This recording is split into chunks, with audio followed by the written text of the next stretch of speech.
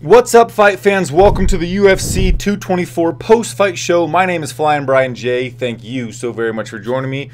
What we're going to do is go over all of the action that just happened at UFC 224, where in the main event, Amanda the Lioness Nunes defeated Raquel Rocky Pennington via TKO in the 4th round after a WTF of the card. My first question to you guys is what post-fight rating 1 to 5 you would give this entire fight card. In the pre-fight show, I gave the fight card a 3.25 before the fight card happened. You guys gave it a 3.33, and my post-fight rating is going to be a 4, and exactly a 4. I thought about going with a 4.25, but we're going to stick with just that solid, even number.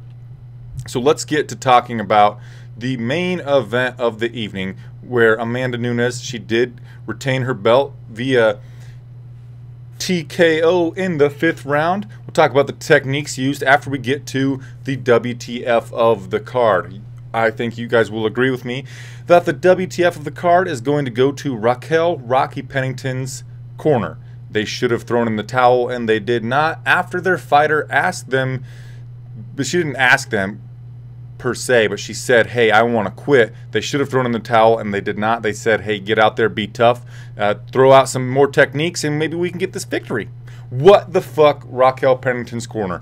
In the 4th round of this bout, Raquel Pennington, who was not winning any facet of this fight, not a single moment of the contest was she ahead. She went for a shitty takedown in the 4th. She paid for her efforts with a knee to the face, broke her nose. In the corner between the 4th and 5th, she told her corner that she was done. And her corner just said, nope, you're not quitting. Then she proceeded to go out there. She was obviously mentally drained. She did not want to fight any longer. And she got TKO'd. She got her nose, it fucking was draining really, really bad. After Amanda Nunes opened it up again, she fell to the canvas, clearly giving up on the fight. And yes, Matthew, I did just start over.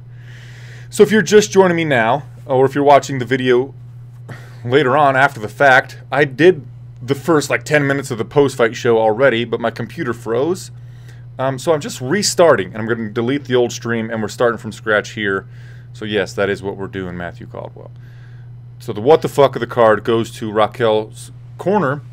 Their job, one, of course, be there to support their fighter, scream techniques out at the person, give advice on what they could change in their attack between rounds. Why is my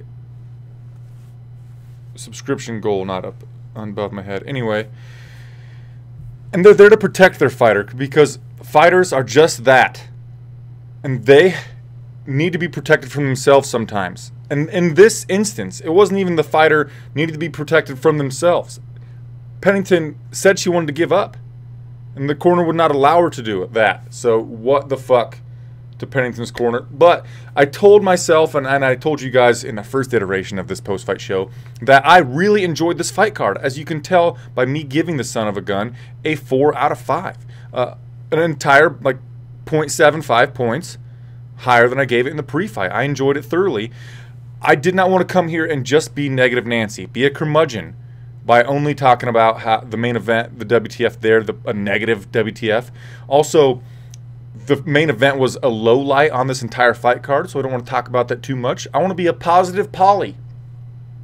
And my positive WTF of the card goes to Alexei Oleinik, because after he finished Junior Albini via Ezekiel choke that he started on the feet, in the post-fight interview, instead of boasting himself up, cutting a promo, calling somebody out, or doing anything to help himself, he used his mic time to tell Dana White that he thinks Junior Albini deserves to be in the UFC, basically. He said, hey, Dana White, this result wasn't because Albini is weak. It's actually a result of me being strong, and Albini deserves to be in the UFC. He's ready for the bright lights. So what the fuck, Oleinik? That is awesome. I admire you for doing that. Wow. Also, a secondary WTF is it was like the 11th or 12th Ezekiel choke victory by Alexei Oleinik. It's the second in the UFC, I believe, at least a second, and that is insanity. He initiated it on the feet. Albini went for an inside trip takedown, landed on top of Oleinik, and he finished it there. Matthew Caldwell says that for Albini, referring to Albini, he says, like I said, after what happened to Yair Rodriguez, your contract is never safe. And no, Albini in his last two has not been impressive, but man, I really loved what Oleinik did. These two guys were standing and trading a little bit on the feet. Albini's got super fast hands. He opened a cut over, like by the left of Oleinik's eye with his quick hands. He was getting the better of Oleinik a little bit on the feet, but then they kind of clashed in the middle like two bulls, and Oleinik took that opportunity when they were in tight in the clinch to try to sync up that Ezekiel choke, and then Albini went for that inside trip, got that takedown, and it was fucking amazing. So what the fuck there. Guys, should we talk about the main event any further, or do you want to move on? D. Darkness Walken says, Dana kicking Yair out makes me think it was just that time of the month for him. About Yair Rodriguez, if you didn't know already, he got cut by the UFC because he refused to fight. Who did he refuse to fight first? I believe Ricardo Lamas, and then Magomed Sharapov, Zabit. I think there's more to it than just that. Guy hasn't fought in a long time.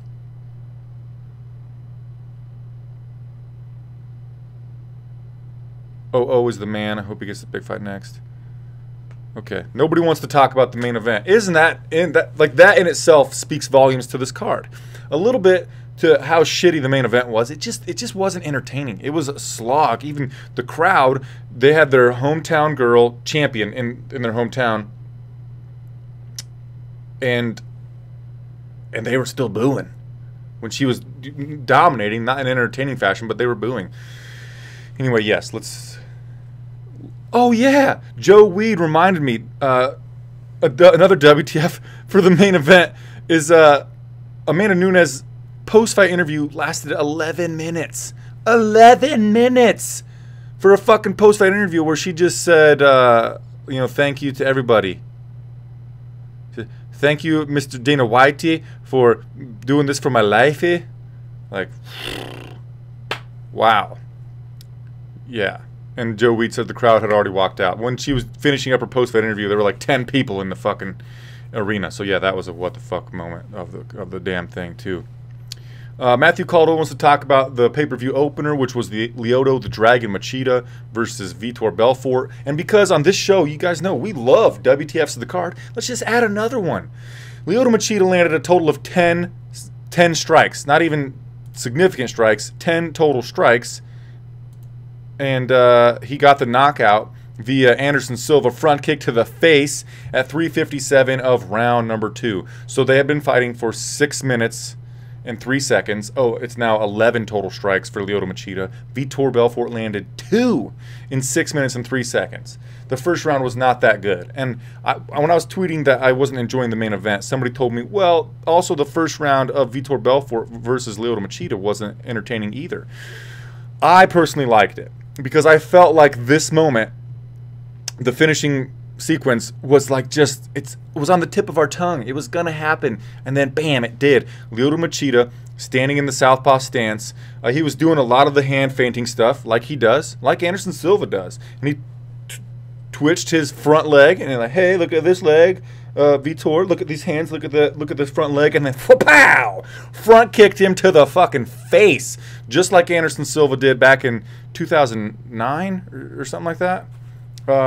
But Anderson had to follow up with like a couple of ground and pound strikes to put Vitor Belfort out. But no, Lyoto, he kicked him to the face, and then he just kind of stood there with his hands on his hips, and Vitor was out fucking cold. Took him a while to even wake up. After doing this for a bit, doing the Captain America pose, Lyoto then got on his knees and was like praying for Vitor Belfort to get back to his feet.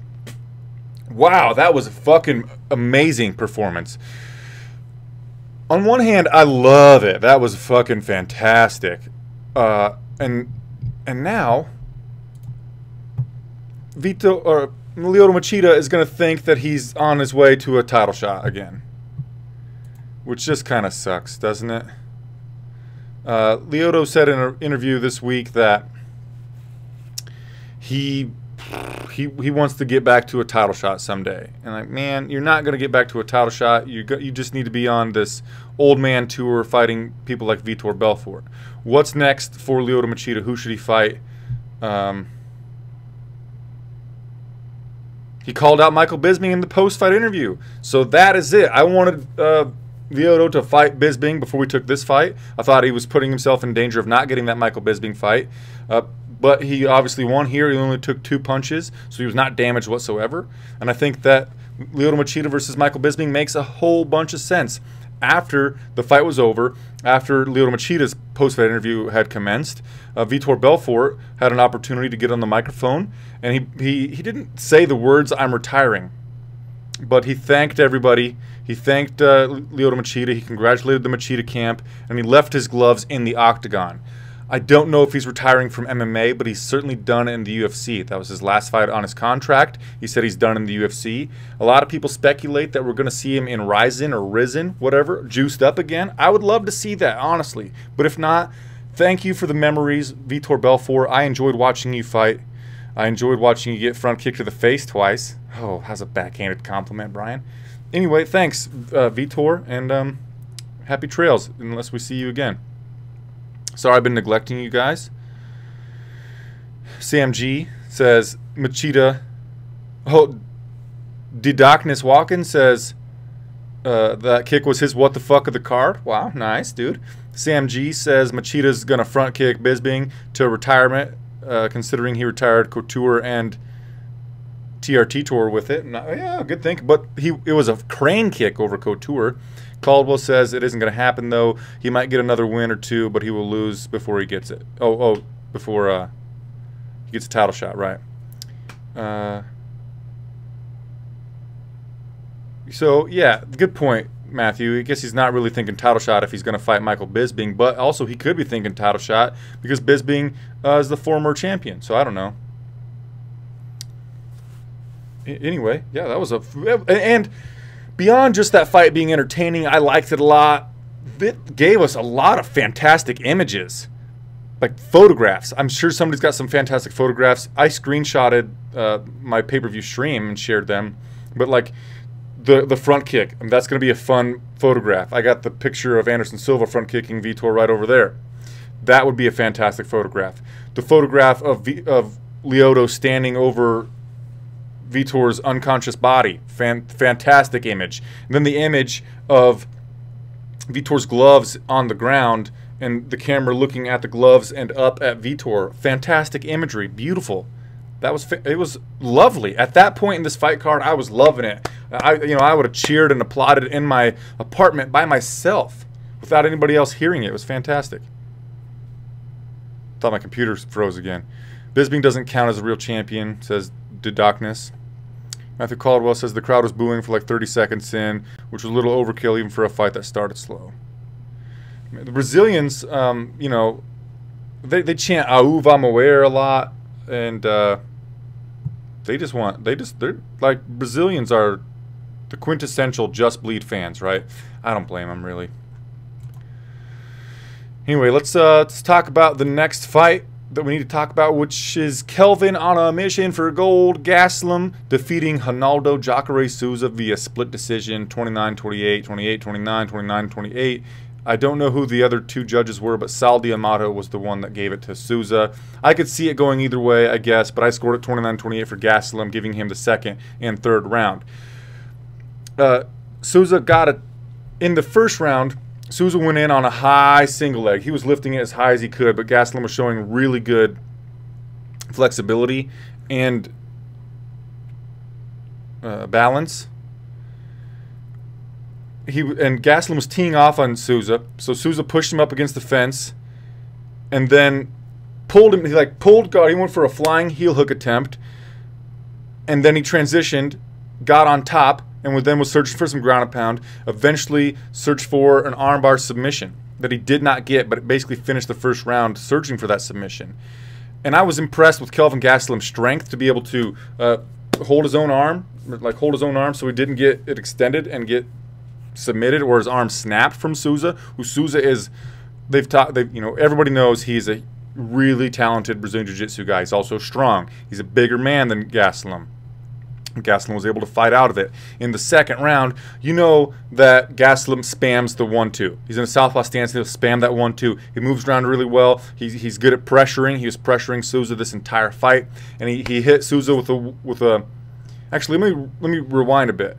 Between rounds 1 and 2, Kelvin Gastelum's corner said, "Hey, Souza is tired. We can take over from here. We need to just put on the volume." And I was thinking to myself, man, I don't think Souza's that tired. Also, I was a little bit cheering for Souza. I'm a sucker for these old Brazilian guys. Anyway, come out for the second round, and Souza was clearly fucking tired, and his defense was not being that good. Gastelum hit him with that 1-2. The 2 landed, dropped Souza onto his butt, and then Gastelum looked for some ground and pound. And I almost thought it was going to be over, but Souza kicked Gastelum off of him, and then kind of waited a little bit. I'm certain he was trying to regain his composure, get his wits back under him, and but Gastelum called him back to the feet, and Gastelum kept hitting him. Souza started to show better striking defense, and then Souza at the end of the second round was putting big-ass punches on Gastelum. Gastelum was blocking them with his face, and he didn't seem fazed by a single punch. It would rock his face either direction, overhand right lands, high kick lands, and Gastelum just ate them like they were Tic Tacs and kept moving forward. He had a chin in this fight like John Lineker, which could be attributed to a lot of people. You know, Gastelum, I keep saying you know too much. I feel like Mackenzie Dern. Gastelum is a small guy, kinda. So he's really hydrated when he's in there at 185 pounds, and that could help his chin a little bit. Anyway, third round, Souza was clearly tired, and this fight, Souza went for like 14 takedowns, only got one of them, and Gastelum had the more volume, and he just kept eating the punches, walking forward, and hitting Souza with big bombs as well. Fun fight, right, guys? I really, really enjoyed that fight. 29-28. Kelvin Caldwell agrees. Souza looked so gassed. He looked so gassed. Chad Cheesemo Cheeserville Cheeseman Chester said that he likes Gastelum, but his striking defense is horrible, eating big shots, and Souza was gassed early. Caldwell says Jacare is that guy who always one fight away from a title shot and then loses. It seems so. Joe Weed says Souza suddenly looked older. He should have shaved his head clean like usual. I know, he looked... So... Souza's evidently doing hair regrowth treatment, and so he wanted to have hair. And he looked less scary than usual with hair, so that's crazy. Shave the head again, dude. Embrace it. Embrace going bald, I guess. You look better without hair. So what's next for either guy, respectively? I think Kelvin Gastelum should get the winner of Romero versus Whitaker. I know, even though not long ago Gastelum lost to Chris Weidman 2 fights ago. I still think he should get a title shot. I'm very intrigued by the matchup of former welterweights if Whitaker gets past Romero again, and I'm very interested in Gastelum fighting Romero too. Either one. A fun stat that Luke Thomas tweeted out is everybody that Gastelum has beat at middleweight, sans Uriah Hall, has been over 35 years old, and Gastelum is 26. That's a very interesting stat, and that would keep going if he were to fight Yoel Romero. But I think that it's likely Whitaker gets past Romero again, and then I'm completely fine with watching Robert Bobby Knuckles Whitaker versus Kelvin Gastelum. And then what's next for Ronaldo Souza? I think he should fight Chris Weidman. I don't care about anything, any reason that you could tell me why Souza should not fight excuse me. If you can think of any reason why Souza should not fight Chris Weidman, I don't care. I want Souza to fight Chris Weidman. That's it. I'm done. That's what I want to happen. So, Gastelum getting a title shot, Jacare versus Weidman. Oh, and in the main event, we should have at least said who should be next for Nunes, and it should be Cyborg. They promised us Cyborg for tonight's fight card. Didn't happen. It's the only fight that I care about for Amanda Nunes. Make it happen or fuck off. Sorry for being negative, but that's how I feel. That's how I feel in my heart. R.I.P. Brian Callen? Why would happen? Brian Callen.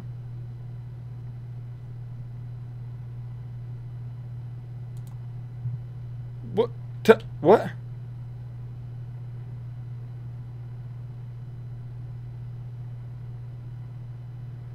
Oh. I guess he was streaming the fights tonight. I don't know, man. Yeah, Joe Weed says Souza vs. Weidman is nice, or maybe Rockhold. But yeah, Rockhold's going to... He's going to get his ass beat by Gustafsson at 205 pounds, so... Whatever, man. Yeah.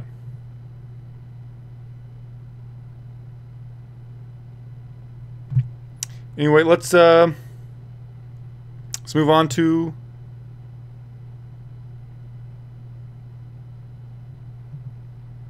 What?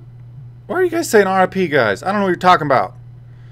The commenters are saying RIP Brian Callen and RIP Joey Diaz. I don't know what they're talking about. I'm not in the loop. If you could fill me in, that'd be great. But for now, let's move on and talk about Mackenzie Dern versus Amanda Bobby Cooper. So Dern is a jiu-jitsu girl. She's really good there. She finished this fight via rear naked choke submission. But what started it was very early on. I think like in the first 15 seconds, maybe first 40 seconds, she hit Amanda Bobby Cooper with an overhand right that seemed to hurt Cooper. Then in the finishing sequence, she did it again, hit Amanda Cooper with a big overhand right, dropped her. Then she, followed her to the ground, got that rear naked choke. And in the post-fight interview, Dern said that she called it like it was a knockout / submission, and she's right. I mean, ultimately it was a submission victory, but it did stem from a big-ass knockdown. Excuse me about saying big-ass in relationship to Dern, but you know what I'm saying. Yeah, Dern weighed in at 123 pounds. People were upset about it. She looks soft in there.